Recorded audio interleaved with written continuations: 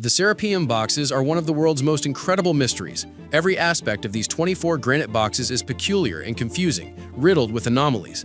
Discovered in 1850 by French scholar and Egyptologist Auguste Mariette within a giant underground necropolis of narrow tunnels in Saqqara, the Serapeum boxes have captured the interest of modern historians.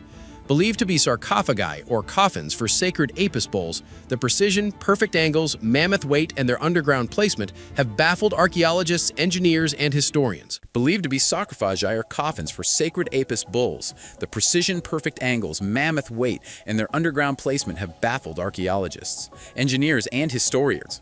Today's most sophisticated technology and diamond-tipped drills would cower at the mammoth task of achieving the mathematical genius of the Serapeum boxes. How did an ancient Egyptian civilization, armed with copper tools and chisels, manipulate and shape hard granite with such accuracy? How are these 24 giant boxes that weigh 70 to 100 tons each not only transported to the site, but also precisely centered and installed in their notches? Archaeologists theorize that the Serapeum of Saqqara is an ancient Egyptian burial place for sacred bulls of the Apis, which were believed to be incarnations of the god Ptah. But why would Egyptians go through such incredible amounts of effort, manual labor, manipulation, and precise craftsmanship to bury dead bulls, albeit divine? Seems like an overkill.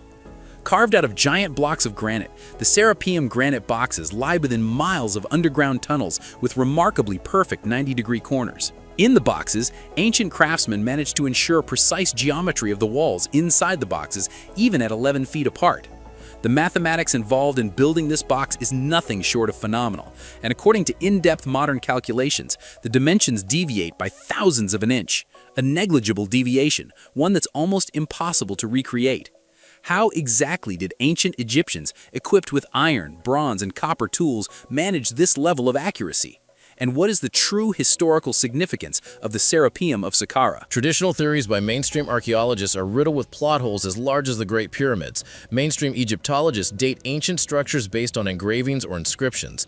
Therefore, the official dating for the Serapeum boxes is based on the rough, amateurish scratches and carvings found on some of the boxes. Egyptologists have dated these carvings, and hence the Serapeum boxes, to 3000 BC. But the hieroglyphs on these select Serapeum boxes are crude and lack the original mirror finish of the boxes. There are also abundant micro-scratches and marks where chisels slipped on hard granite during the carving process.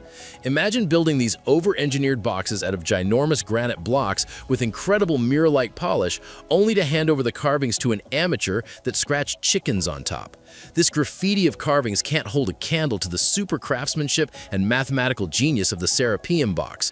What if the boxes were built in a different era and inscribed by a different civilization?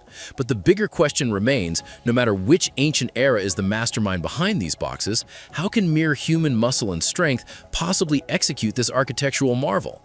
As we dive into other details of these boxes, we get no closer to solving these mysteries. In fact, the truth about these boxes continues to get even more confusing. Cut out the lids from the same block of granite, polish the surfaces, and take it underground, achieving that feat thousands of years ago, all by sheer manpower. It boggles the mind.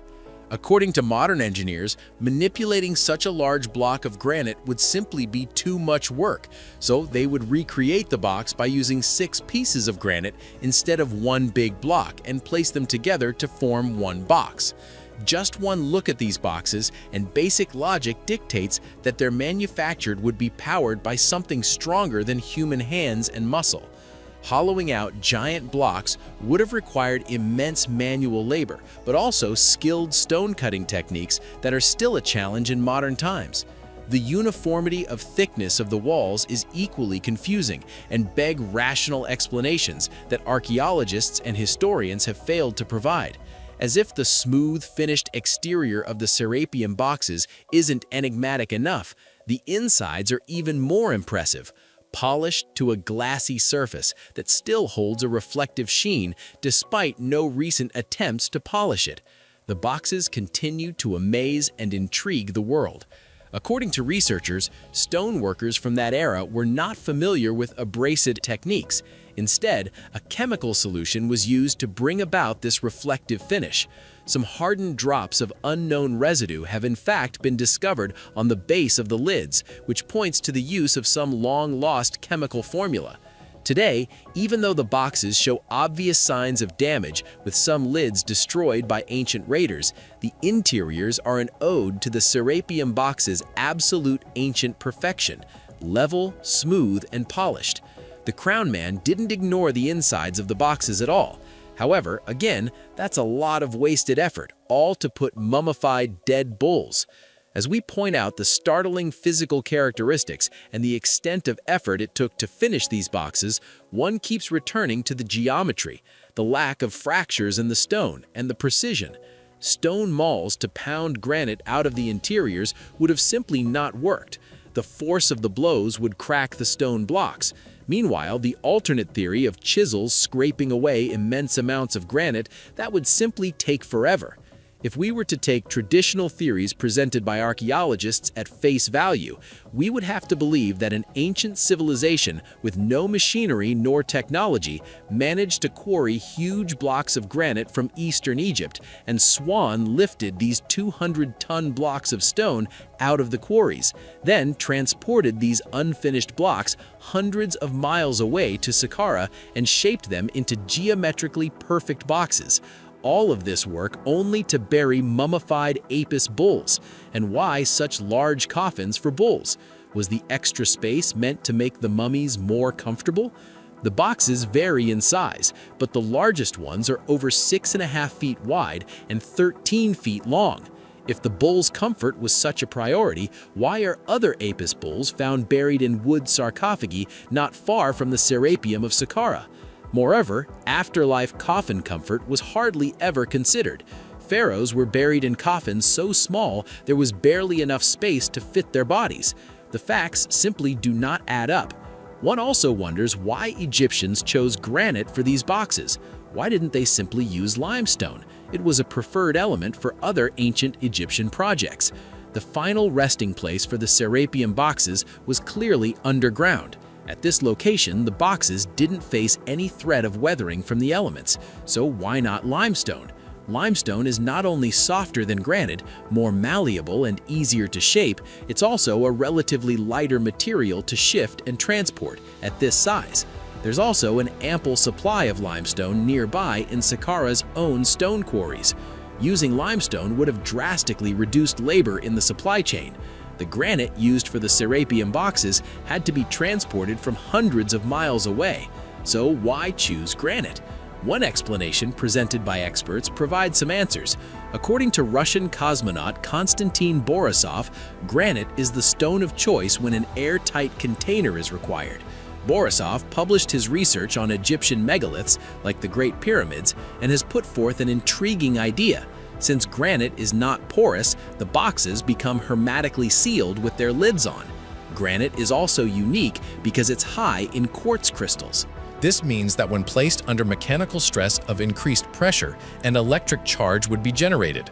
Were these magnificently architectured boxes mistakenly attributed to sacred bull burials and were actually giant batteries? Borisov has detailed that under incredibly high stress, the boxes would produce voltage that could be high enough to ionize the air around it, causing it to glow. The lack of soot and burn marks on the walls inside the tunnel support the idea that fire torches were not used underground. Is that why the ancient civilization executed the humongous task of transporting granite all the way to Saqqara? Because they required a non-porous material that traps gases at incredible high pressures. With the lids of these boxes weighing almost 30 tons, maybe the box was meant to be used as a pressure chamber, all to execute a sophisticated scientific process. Furthermore, a 19th century sketch of the boxes also backs Borisov's theory. The sketch depicts piles of stones placed on top of the lids. Someone that built or used the granite boxes was trying to amplify the pressure of the lids and trap whatever was within. If these boxes were meant to be coffins, why would they need this added weight on top? It's not like the mummified bulls could make a run for it. So what kind of process were the original creators of the boxes aiming for? Why did a 30-ton lid need to be supplemented with extra weight on top? Egyptologists paint for us a picture of hundreds of ancient craftsmen crammed in narrow underground tunnels in dust and darkness, dragging a ginormous block of granite through winding passages and centering it perfectly in its final resting spot. They then repeated this process 23 more times. The motivation and determination required to execute this project begs to be attributed to something more profound and meaningful than creating a burial ground for bulls. Therefore, if you pair Borisov's findings with research conducted by engineers such as Christopher Dunn, the Serapeum boxes as giant batteries begin to make more sense. Dunn presented extensive cutting-edge research to suggest that the Great Pyramids of Giza served as an energy-harvesting machine. The pyramids aren't just a flashy monument, they were meant to generate power for Egyptian civilization. That possibility leads us to consider whether Graham Hancock's explanation of these prehistoric architects actually makes more sense than mainstream archaeologists' ideas. Hancock's ideas are considered highly controversial and suggest the existence of a technologically advanced civilization that was lost in prehistoric times, quite possibly destroyed by a cataclysm. Hancock cites cultural and religious scriptures from around the world that hint consistently at the occurrence of a great flood.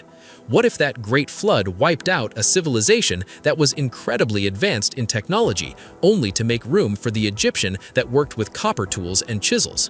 What if humans had achieved technological greatness in a long-lost time, but mankind was forced to start over? Is our understanding of these ancient civilizations and megalithic structures clouded by a larger, more unimaginable truth? What if mankind has been here before, with machinery, power, and technology? When the media presents the idea of a technologically advanced, lost civilization that was wiped out at some point in history, it sounds far-fetched, but mainstream the theories of chisels scraping away at hard granite to create masterful geometric shapes and airtight stone containers. How are these any more believable? Archaeologists have failed to provide answers to these inconsistencies and plot holes, and modern historians continue to shred conventional theories based on logic and rationality. So here's an idea that has gained more popularity among the masses. An Egyptian civilization didn't actually build these boxes, but simply inherited them exactly like we did. What if they too did not understand the purpose of these giant chambers and decided to put their mummified bulls inside the perfect Serapeum boxes? The crude carvings on the surfaces of some of these boxes also appear to back this theory.